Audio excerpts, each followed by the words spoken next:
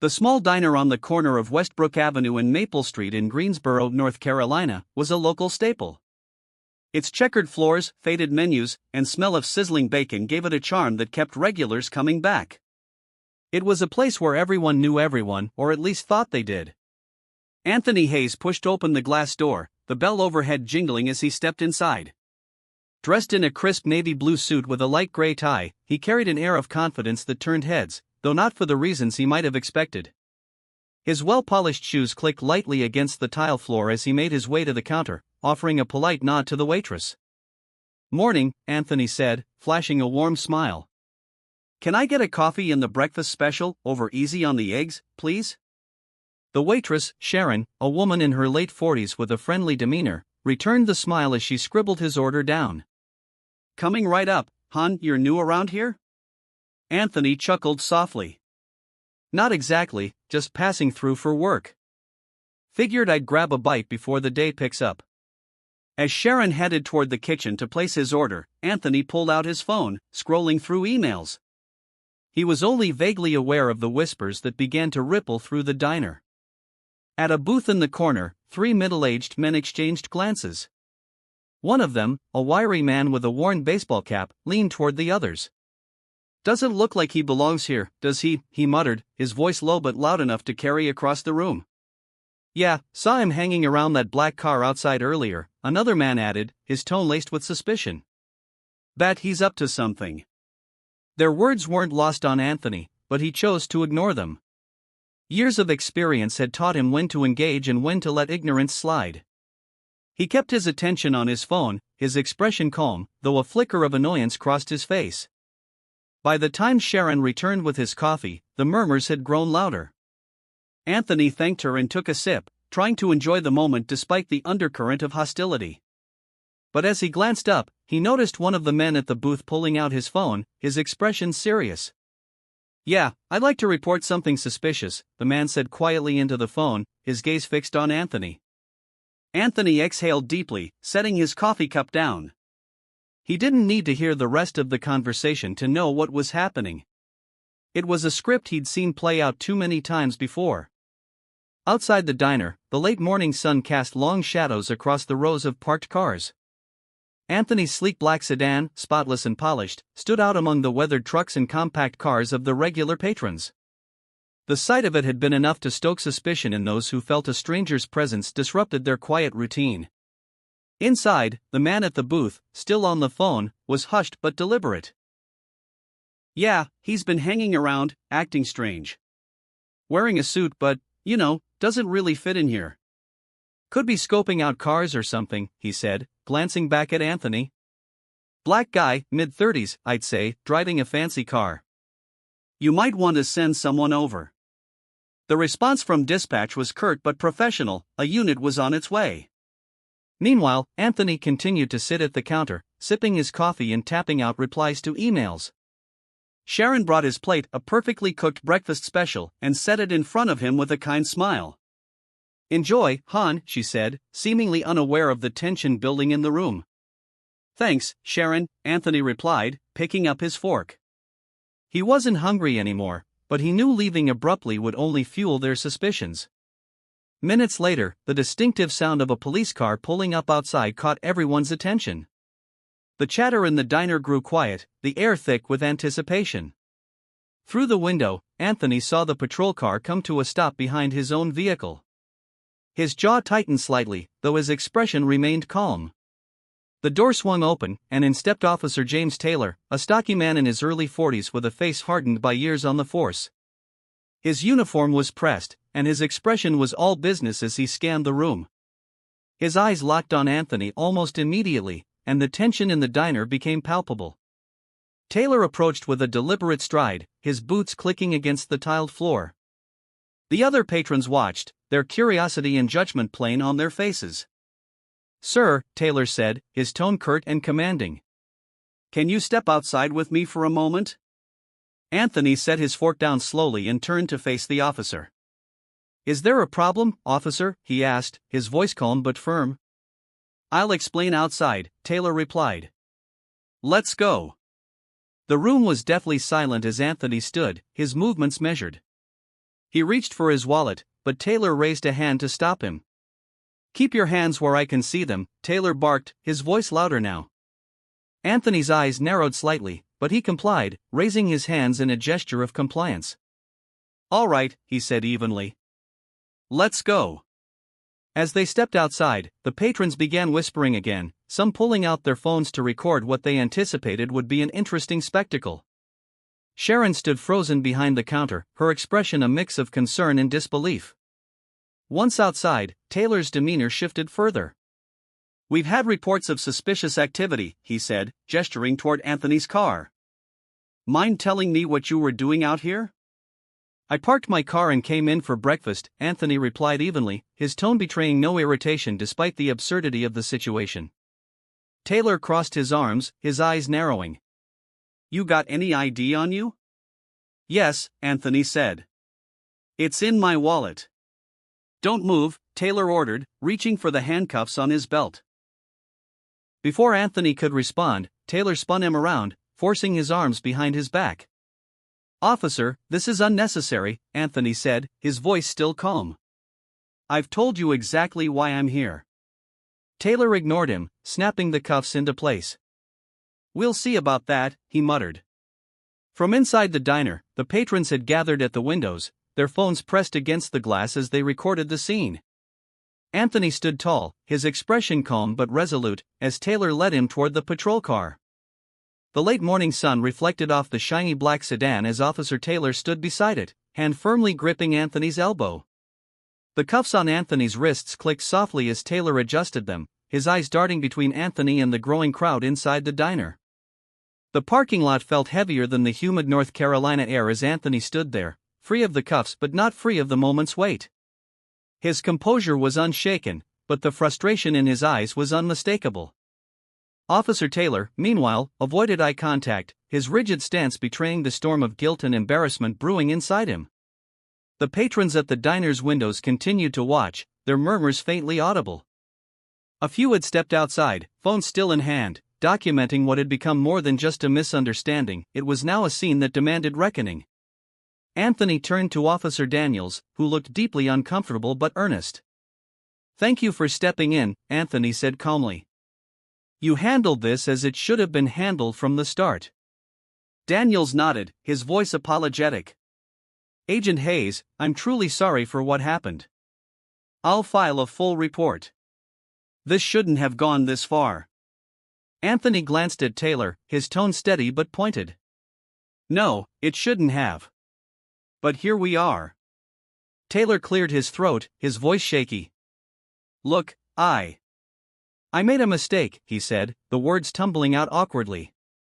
"I didn't know." Anthony cut him off, his expression sharp but measured. "You didn't care to know, Officer Taylor. That's the problem." He gestured toward the diner. "You assumed without asking a single question. You didn't listen, even when I gave you every chance to check my ID. And for what? Because I didn't look like I belonged? Because my car was too nice for this parking lot?"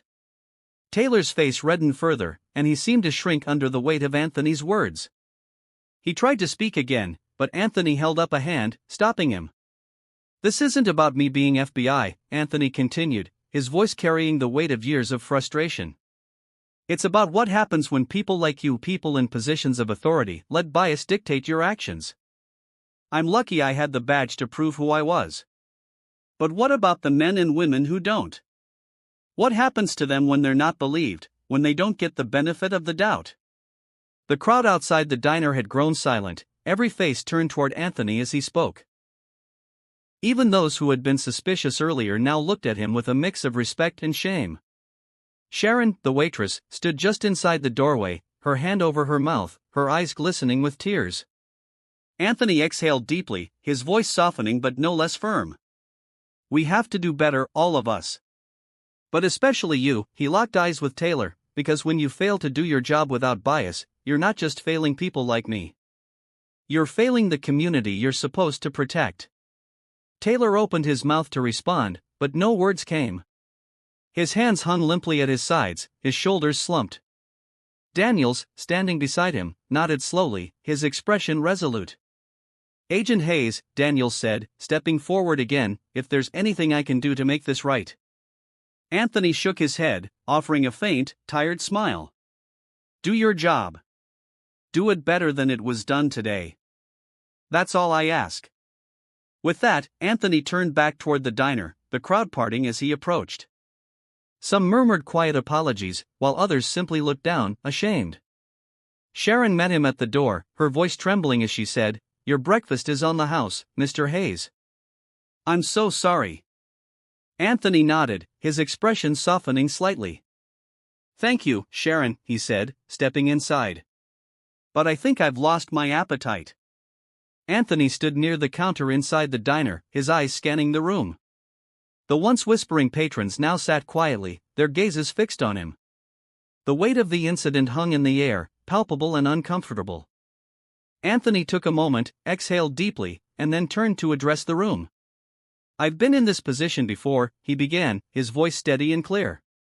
"Not here, not exactly like this, but I've been here wrongly judged, wrongly accused. And I'm standing here now because I know I'm not the only one. This happens every day to people who look like me, to people who don't have the resources or the badge to protect them." His words carried a quiet power, and the room seemed to shrink under their weight. Even those who had initially eyed him with suspicion now appeared humbled, their faces downcast. "I parked my car," Anthony continued, gesturing toward the window. "I ordered breakfast, just like anyone else would. I didn't do anything unusual. But somehow, that was enough to make me a suspect, enough for someone to call the police." He paused, letting his words settle. "I want you all to think about that for a moment. Think about how easily someone's life can be turned upside down because of an assumption." The waitress, Sharon, stood behind the counter, her hand pressed over her mouth as tears welled in her eyes. She wasn't the one who called the police, but she felt the weight of guilt for not speaking up when she'd overheard the whispers. Anthony turned toward the window, where a small group still lingered outside, phones in hand. "To those recording this, I hope you're doing more than capturing a moment. I hope you're thinking about the story you're telling, the lesson this should teach. This isn't just about one bad officer or one bad call. It's about what happens when we let bias and fear dictate our actions." As he turned back to face the room, his gaze locked with Officer Taylor, who had stepped just inside the door, his hat in his hands. Taylor looked visibly shaken, his face pale and drawn. He opened his mouth as if to say something, but Anthony held up a hand to stop him. "I don't need an apology," Anthony said firmly. "What I need is accountability. What I need is for this to stop happening, not just to me, but to anyone. Because next time, it might not end like this. Next time, someone could get hurt." Taylor nodded faintly, his head hanging low. The younger Officer Daniels stepped forward, his voice steady. "Agent Hayes, I'll personally ensure this is reported and addressed. It won't be swept under the rug." Anthony gave a small nod of acknowledgement, then looked back at the room. "We all have a role to play in making this better," he said. "It starts with questioning our assumptions, speaking up when we see something wrong, and holding each other accountable." The room was silent, the weight of his words hanging heavy. Slowly, Anthony gathered his things and prepared to leave, pausing to look back one last time. "I hope next time I stop in here," he said, "it'll just be for breakfast." With that, he stepped outside, leaving the diner patrons to sit with their thoughts, the weight of the day's events etched on their faces. The incident at the diner didn't fade quietly. By the end of the day, several videos of the encounter had been uploaded to social media, sparking widespread conversations about bias, accountability, and systemic prejudice. The footage showing Anthony Hayes being handcuffed and later calmly revealing his identity as an FBI agent garnered millions of views in just a few days. In Greensboro, the community was divided. Some residents expressed outrage over the treatment Anthony received, calling for immediate action against Officer Taylor. Others, including some of the diner's regulars, admitted they had allowed their assumptions to cloud their judgment. For Officer Taylor, the aftermath was swift and unrelenting. An internal investigation was launched by the police department, and Taylor was placed on administrative leave. His actions were publicly condemned by local officials, who emphasized the need for officers to act without bias and to properly assess situations before escalating them. For Anthony, the incident became a platform for change. In the weeks that followed, he was invited to speak at community meetings and forums, sharing his experience and advocating for better training in implicit bias and de-escalation tactics. His calm and measured response to the ordeal resonated with many, transforming the incident into a teaching moment for the entire city. At the diner, things also changed. Sharon and her co-workers attended sensitivity training, and the owner posted a sign near the door reading, "Everyone is welcome here." The group of men who had called the police returned a few days later, but this time they came with an apology. Anthony, who had decided to visit the diner again after much deliberation, accepted it with grace, though his words carried a firm reminder. "Apologies are a good start," he said, looking each of them in the eye, "but the real change comes when you stop and question your assumptions before you act. That's what I want from all of you." The diner grew quieter over time, but its reputation as the place where an FBI agent had confronted bias lingered.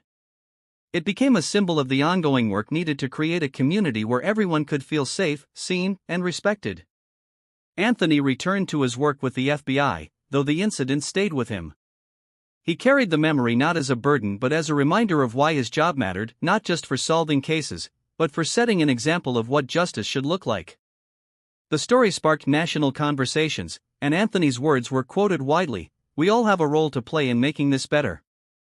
It starts with questioning our assumptions and holding each other accountable." In the end, the incident didn't just change Officer Taylor, the diner patrons, or the community.